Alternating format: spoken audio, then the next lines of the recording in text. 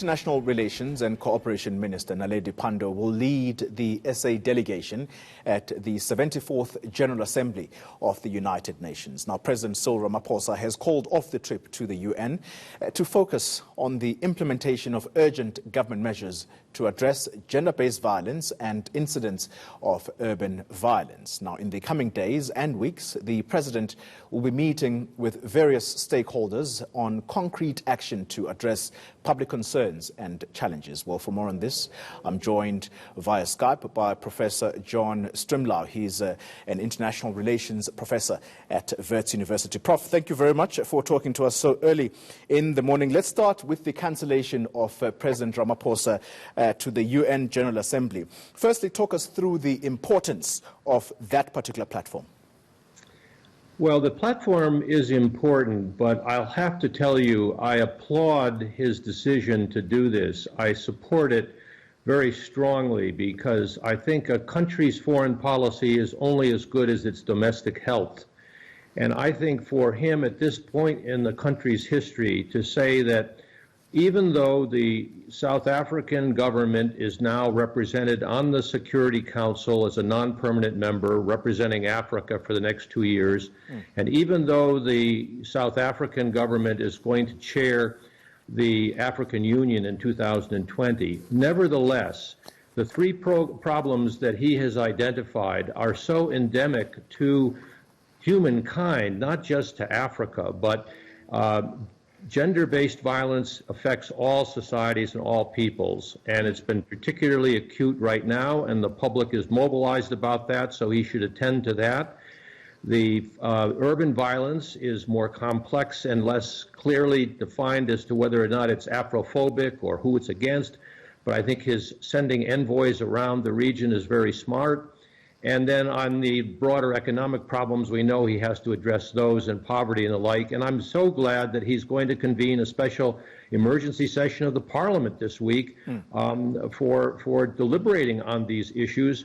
That's where his priority ought to be. Prof, let's ask this question on the element that you've touched on, which is why you applaud him for taking the step that he has to absent himself at that platform. But what does his absence and the reason put forward mean for brand South Africa at that international stage? Well, that's a very interesting and important question. You know, brand South Africa got a very good advertisement last year, a year ago this week, when President Ramaphosa was in New York for the General Assembly, and they unveiled the Mandela statue, and they had a Mandela Peace Summit. That put South Africa in the right spotlight. If South Africa can articulate an improvement in these core issues domestically, I think this, as I said earlier, will resonate powerfully internationally. And our soft power really is a function of our ability to work with Africans, and so hence sending these special envoys to all these African countries that he dispatched on Saturday is very important.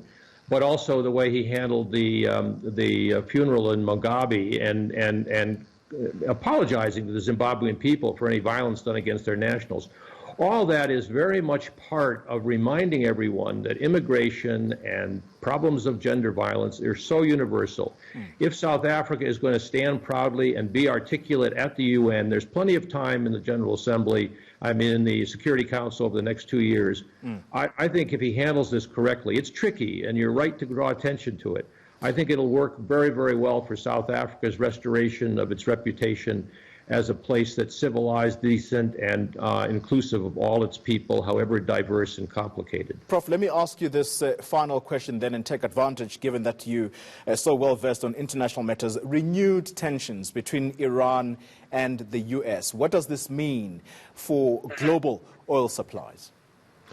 Well, the oil supplies are quite robust, and South Africa has got other contingencies. What worries me is the abandonment of the Trump administration of the nuclear deal that Obama and the other major powers negotiated, because what you want to do is to bring Iran back into the international community and not leave them on the sidelines, or escalate the conflict, which Trump and Pompeo in their clumsy and very dangerous ways seem to be doing.